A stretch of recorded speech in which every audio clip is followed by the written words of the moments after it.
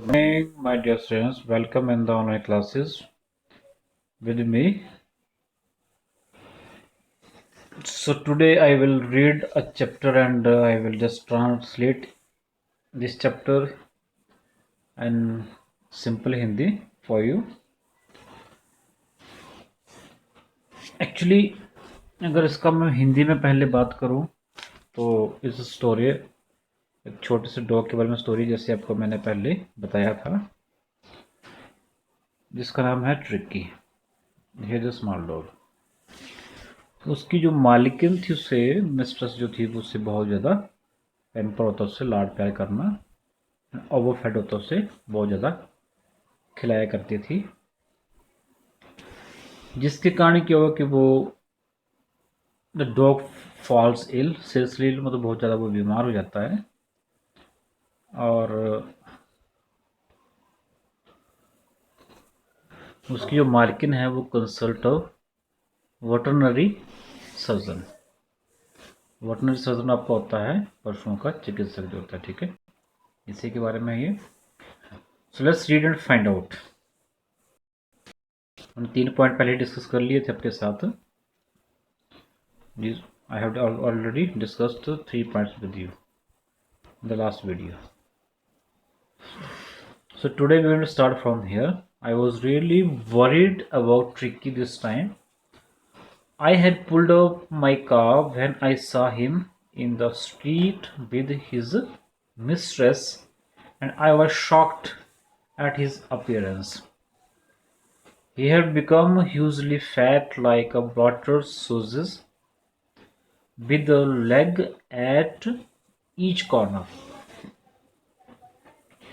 His eyes, bloodshot, roomy, stared straight ahead, and his tongue lolled from his jaws. This was I was worried about. So I have already questioned to you that who's I in this story.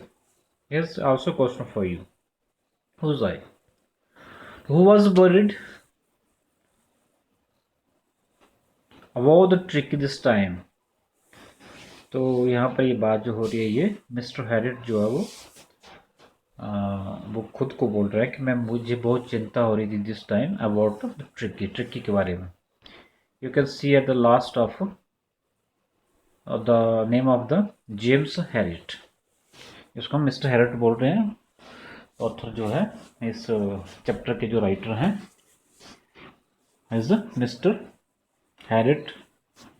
So who I is the author of the writer of this chapter. Clear?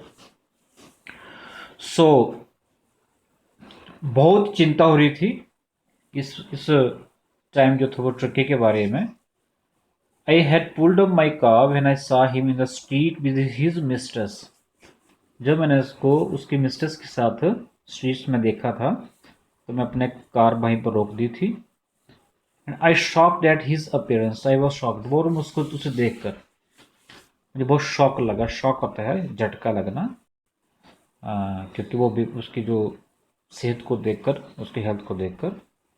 He had become hugely fat, बहुत मोटा हो गया था वो। Like a bloated sausage with leg at each side, मतलब उसका जो था वो बॉडी का हर पार्ट उसका जो था वो फूल गया था। जैसे आपका जो ब्लॉटर सूजेस बता रहा है, सूजेस होता आपको होता है जैसे आप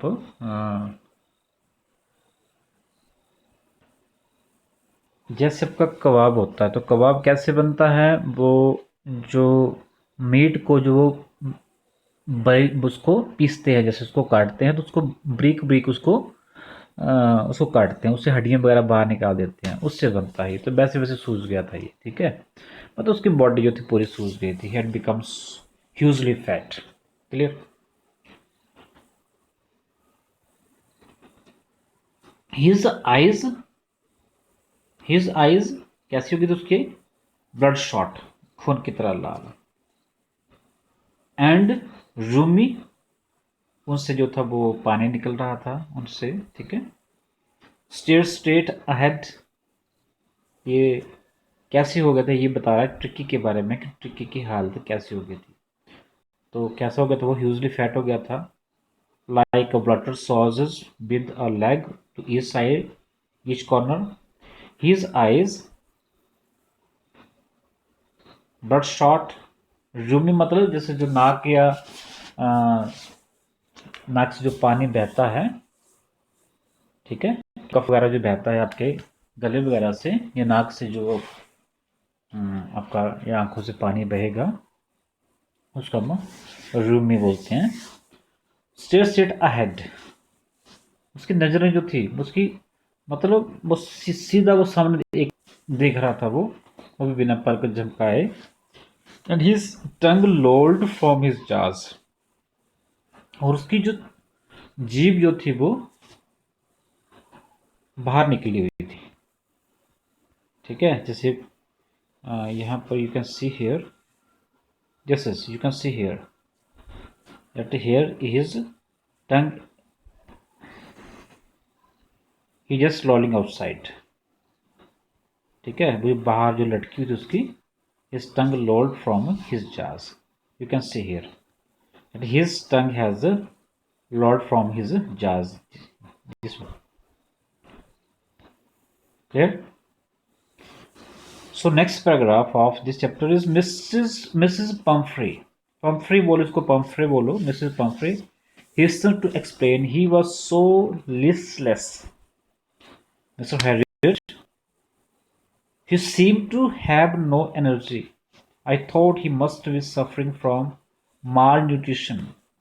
So, now we are just reading from here. I thought he must be suffering from the malnutrition. So, I have been giving him some little extra between meals to build him up. Some malt, cod liver oil, and a ball of Horlicks at night to make him sleep. Next is saying that nothing much really. What she is just trying to say here that she explained Mr. Harriet that he was so listless. Listless के बेटा दो meaning यहाँ पर होते हैं. The meaning of listless is here. He was very careless. Yeah, he had no energy, enthusiasm. उसके पास कोई energy नहीं थी, कोई उत्साह नहीं था, मतलब वो उदास सा हो गया था. मिस्टर हैरेट को बताया जा रहा है अबाउट ट्रिकी. तो who's telling? Mrs. Pumphrey, the mistress of the tricky, is telling to the veterinary doctor, surgeon, Mr. Harriet. He seems to have no energy. I thought he must be suffering from malnutrition. मुझे ऐसे लगता था कि उसमें कोई energy नहीं है और वो माल से सफ़र कर रहा है. माल न्यूट्रिशन होता है आपका कुपोषण से, उसको अच्छा सा खाना नहीं मिल रहा. So I have been giving him some little extra between meals. अब देखिए यहाँ पर क्या बोल रही है, उससे मैं मील्स के बीच में जो उसका जो मॉर्निंग का टाइम जब ब्रेकफास्ट होता है, लंच या आपका सफर होता है, उसके अलावा भी, उस मील के अलावा भी तो उसे में कुछ एक्स्ट्रा दे रही थी. मतलब she was over feeding. Actually he was over fade by the mistress. थोड़ा बहुत बीमार था, उसके बाद उसको ओवर फेड किया गया, एक्स्ट्रा उसको खिलाया गया. बिटवीन मील्स, मील्स मतलब जो उसका जो रूटीन का उसको जो खाने के बाद भी उसे एक्स्ट्रा दिया जा रहा था टू बिल्ड हिम अप, मतलब उसे उसकी एनर्जी को रिगेन करने के लिए. सम माल्ट, कुछ भीगे हुए जो, माल्ट होता है भीगे हुए जो, ठीक है, this is your malt, this is called भीगे हुए जो वगैरह. Cod liver oil, cod liver oil जो है ये मछली के लीवर का जो भी एक ऑयल है ये, ठीक है. ये कॉड जो इस टाइप ऑफ जो सी फिश जो होती है, समुद्री एक ये मछली फिश है, उसका ऑयल उसे दिया जा रहा था. And a bowl of Horlicks, Horlicks देखा ना अपना, हॉर्लिक्स बॉल, उसका पूरा कटोरा, उसका पूरा डोंगा भरा हुआ, पूरा कटोरा भरा हुआ. At night to make him sleep, उसे रात को सुलाने के लिए, उसको एनर्जी देने के लिए ये उसे मिल रहा था। क्या क्या? उसे माल्ट मिल रहा था, कॉड लिवर ऑयल मिल रहा था, and a bowl of Horlicks at night to make him sleep, nothing much really. आगे बोले नथिंग मच, ज़्यादा कुछ नहीं, मतलब 3 टाइम खाने के अलावा उसे ये कुछ दिया जा रहा था उसकी मिस्ट्रेस के द्वारा, मिसेस पम्फ्रे के द्वारा। Still she is saying that nothing much really, कि कुछ ज़्यादा नहीं था। Clear? And did you cut down on the sweet thing as I told you? यहाँ पर फिर I told you means who's telling here, who's? That Mr Harry to ask her, उससे पूछा कि क्या उसने जो स्वीट थिंग के लिए जो मनाही की थी, कट डाउन किया था, कि उसने ऐसा कुछ किया? Oh I did for bit but he seemed to be so weak I had to relent. उसने बोला कि हाँ I did for a bit, थोड़ा किया था मैंने उससे, मतलब कट डाउन स्वीट से, उसको मीठे से मनाही की थी थोड़े टाइम के लिए। But he seems to be so weak, weak होता है कमजोर, परंतु इतना कमजोर दिखा। I had to relent, relent होता है आपका कोमल हो गई, फिर से मैं, मुझे फिर से कोमल होना पड़ा, उसके प्रति जो था वो नम्र होना पड़ गया फिर से। पर ज़्यादा देर जो है उसके स्वीट्स को मैं कट डाउन नहीं कर पाया, इट मीन्स सो थोड़ा थोड़े टाइम के लिए मैंने कट डाउन किया था। But he seem to so weak, पर वो इतना कमज़ोर था, उसे मैं मना ही नहीं कर पाई मैं, मतलब मेरा हृदय जो था वो उसके लिए बदल गया। He does love cream cakes and chocolates so I can't bear to refuse him, कि वो क्रीम केक्स को, जो क्रीम वाले जो केक्स होते हैं उन्हें, और चॉकलेट्स को इतना पसंद करता है कि मैं उसे मना नहीं कर सकती थी, ये उसे मैं मना नहीं कर सकी। ठीक है बच्चे, तो हम फिलहाल यहीं तक पढ़ेंगे, धीरे धीरे इसकी शुरुआत करते हैं। ठीक है, आज के लिए आपके लिए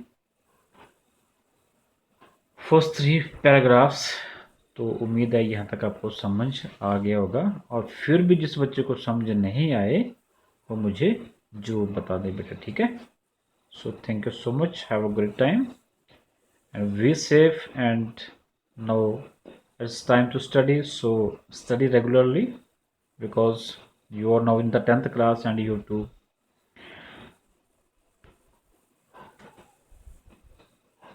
pass with the excellent position and with good marks. Thank you so much.